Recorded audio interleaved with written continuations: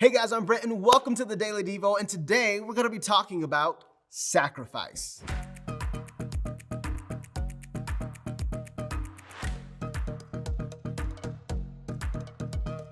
So not too long ago, I decided to commit to reading the Bible cover to cover.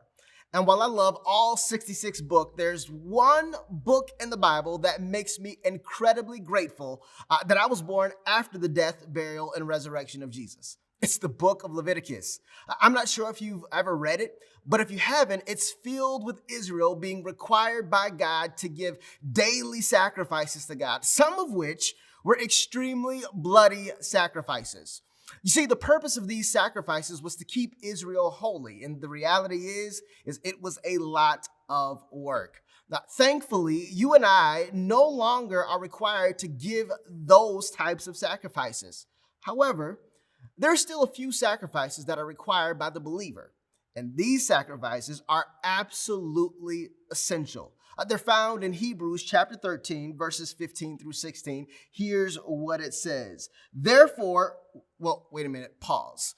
Whenever you see the word therefore, you should start asking yourself, why is therefore there for?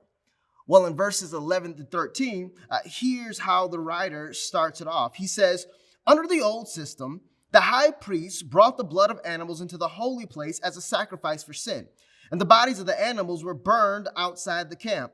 So also Jesus suffered and died outside the city gates to make his people holy by means of his own blood. You see, under the old system of sacrifice, Israel had to do all the work to remain holy.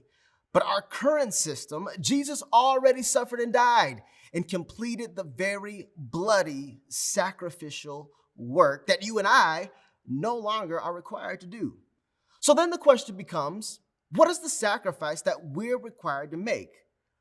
Let's go back and hit play on verses 15 through 16. Here's what it says. Therefore, let us offer through Jesus a continual sacrifice of praise, proclaiming our allegiance to his name.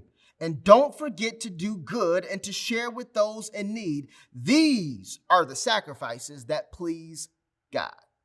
Two sacrifices that are absolutely essential for the believer to make are the sacrifice of continual praise to Jesus. You see, you and I should have a heart of thankfulness, gratitude, and commitment to him for all he's done.